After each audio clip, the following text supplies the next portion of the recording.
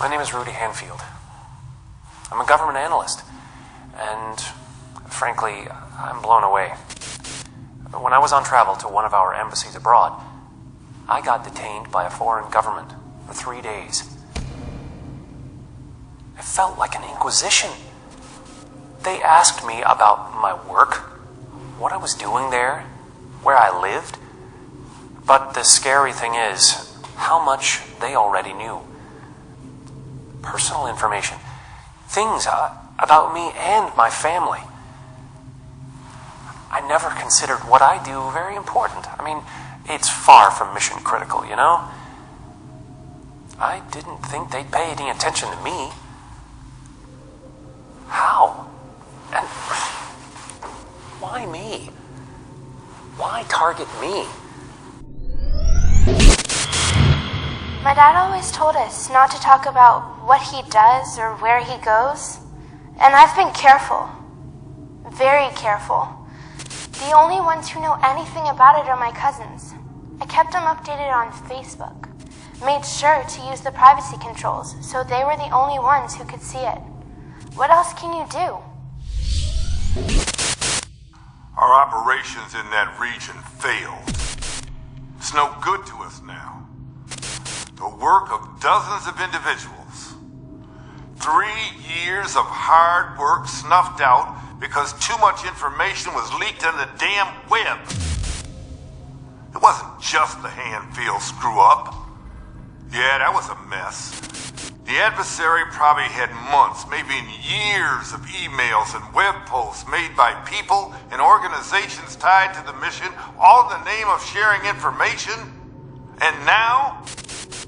Well, now we're closed down in that region. All down the tubes from a few strokes of the keyboard. Thank God nobody got hurt. No casualties. Nobody died. This time.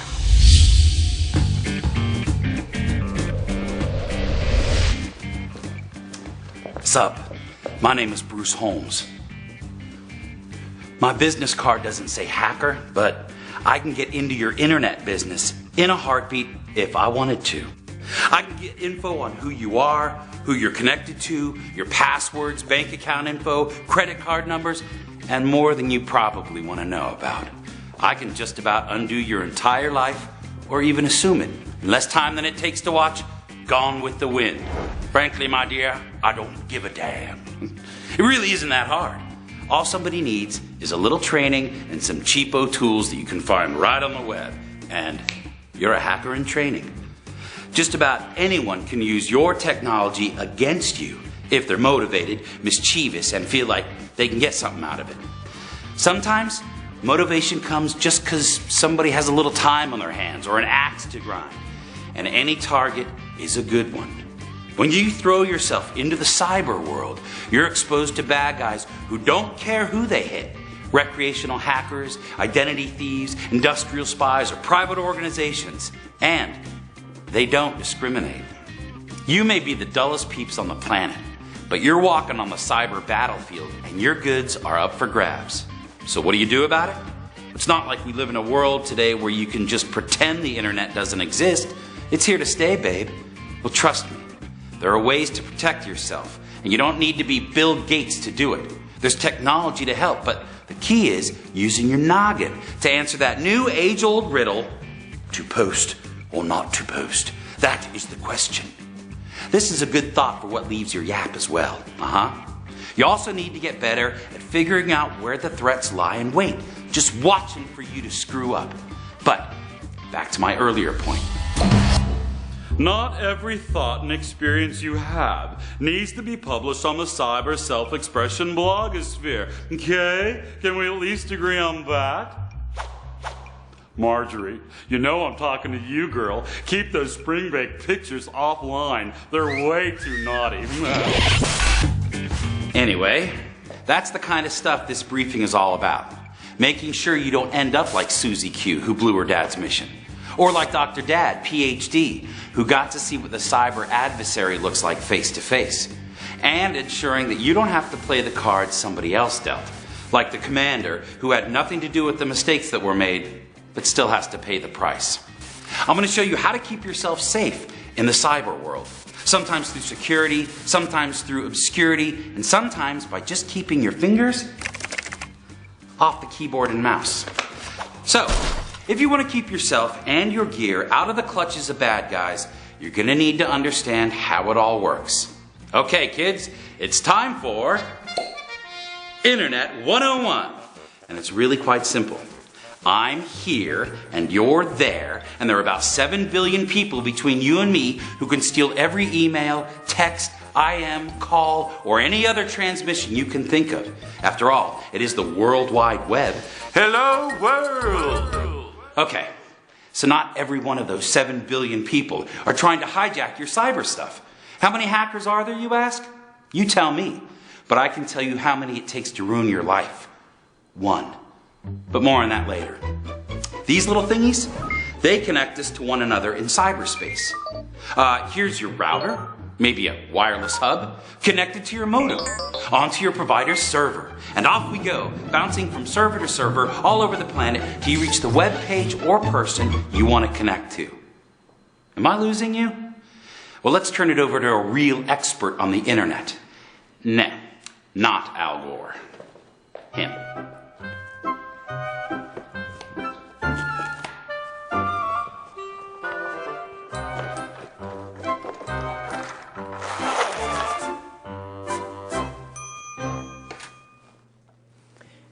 There are 4 primary components to sending data on the internet: packets, infrastructure, routers, and terminals.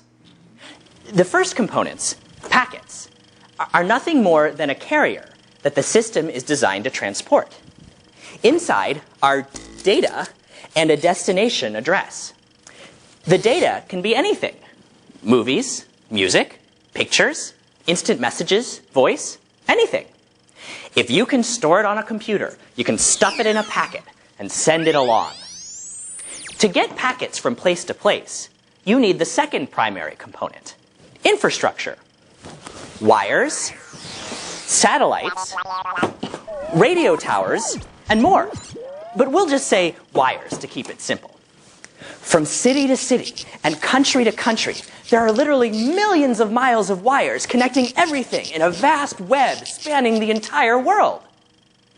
The infrastructure's only job is to transport packets from one end of a wire to the other. Making sure packets can make it through this mess is the router's job. Routers sit at the endpoints where the wires come together. When a packet comes in, the router first checks the addressing information inside. Then, it selects the next path to send the packet down, based on which one it thinks will get it to its destination the fastest. Kind of like those thingamabobbers, which determine which track a train goes down. Got it? Finally, the packet shows up at its endpoint, which is usually a computer.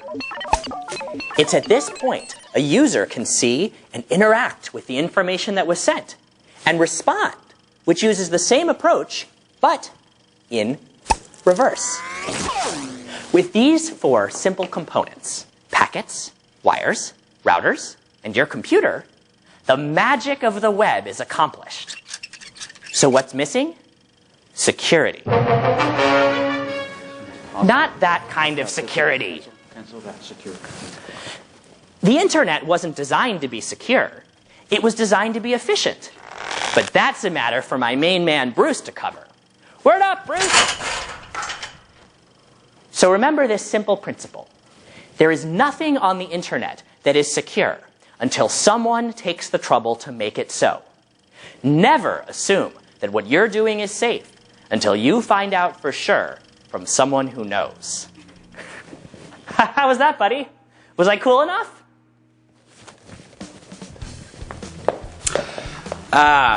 He used to help me in math class back in the day. Well, now that you know all there is to know about the plumbing, let's talk about what lurks in the cyber neighborhood. I'm going to give you a sneak peek at the kind of information the bad guy was sniffing from our analyst, little Susie Q. Here's how it went down. So, Susie Q gets news from Dad, our civilian analyst, that the base is sending him to a region where it's hot and sandy.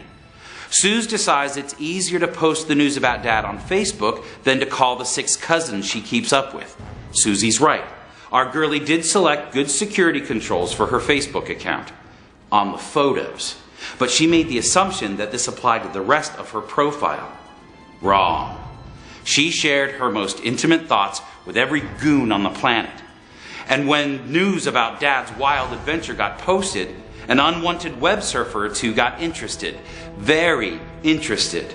And the social media tools of the day made gathering intel as easy as taking candy from a baby. It wasn't hard to figure out the city and state she lives in just from perusing the network she belongs to. Once that was established, a little cross-reference with military bases in that part of the country, hit the base's website and do a quick search for Susie's last name, and voila! Seconds later, we find the good Dr. Hanfield right there on the personnel page. There, we learn that his education as a Farsi linguist has helped the armed forces to better understand the culture of the Middle East. Google, Hanfield, Rudy, Doctor. Well, I'll be. Look at the articles published by Rudy Hanfield, PhD. Nice work, Doc. And an old resume floating around at jobboard.com. I feel like we've known one another for years. A simple whitepages.com search gives us his home address and home phone number. MapQuest gives me driving directions from the airport to his humble abode if I need him. And I get a preview through Street View that lets me walk down his home street and take a virtual gander at his neighborhood and his house. Ha! Okay, so after some online searching, we find a church bulletin that lists his religious affiliation and, more importantly, his cell phone number. A little later, we find the Federal Election Commission's website lists Rudy's contributions to his favorite political party. So just like that, let's say in less than 30 minutes, and without using any hacking tricks at all, this guy's info painted a pretty decent picture of who he is, where he's been, and where he's going. From there, it's not too big a stretch to continue surfing around, make a few phone calls, and wrap it all up with a little old-fashioned snooping around and a pretty blue ribbon. All of a sudden, Dr. Hanfield's life is in my hands. Oh yeah, and because I played the bonus round, so was his family's. And just for giggles, why not take down a government project on the way?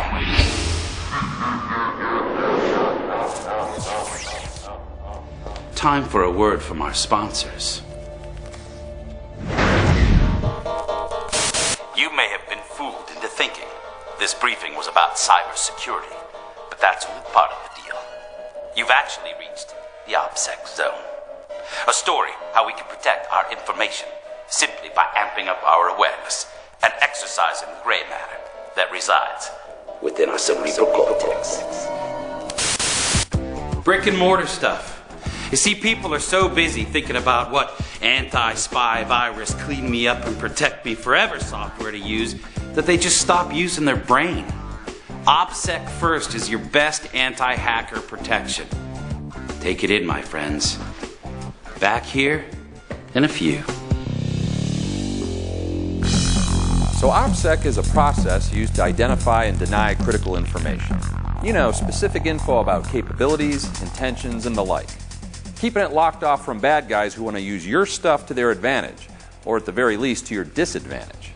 It's a process that can be applied in real time. You just need the right mindset. Classified is easy. There are rules and laws to protect this kind of data. What's hard is realizing how important the protection of unclassified data can be. Things like network diagrams, names, and job titles of the people you work with, and even something as simple as daily schedules or itineraries. All of these can make the bad guy's job easier. Be sure to analyze the threat. Asking the right questions can be very valuable. Who wants your information? Who could benefit from your critical data? Some obvious answers would be competitors, enemy organizations, and even the media. All of them want to know what you know. But there's also the risk of random enemies. What about that curious 16-year-old who tricked someone into installing a cool game that was actually a secret door that could be used to get into your system? Maybe he just looks around in there. Maybe he posts what he finds online exposing your data to the world. Or maybe he even plants something illegal or embarrassing on your systems just for laughs. Here's what you need to think about. As you determine your security strategy, you'll need to determine what vulnerabilities are present. This may well be your highest call. Social vulnerabilities, like someone tricking an executive secretary into giving up his or her boss's schedule, still happen every day. But adversaries and opponents are switching to more sophisticated and technical means to leverage vulnerabilities. The need to trick a secretary doesn't exist if a bad guy can remotely peek at his Outlook calendar or hack into his BlackBerry. Heightened awareness needs to be observed and vulnerabilities identified when you use technology solutions. Understanding risks that may be present will help in establishing measures necessary to fight against it. Information owners must be constantly asking what consequences will arise if that information is compromised. The risk assessment step is where decisions are made that will help estimate potential liability and be a guide in establishing a cost-benefit analysis. This data will be valuable as you consider potential corrective actions. The development and implementation of countermeasures will round out plans to protect information. When risk reaches a level that's too high to work around, countermeasures need to be put into place to reduce the level to an acceptable standard. Not all countermeasures are expensive. You may find that some are inexpensive, making their application a wise move even when the risk is low. And don't get too caught up in technical solutions. A countermeasure is anything that works, anything that will make it harder for adversaries to get your critical information. All right, back to it. So we're talking about cyberspace, which includes not only the internet, but all of the places the internet touches, like cell phones,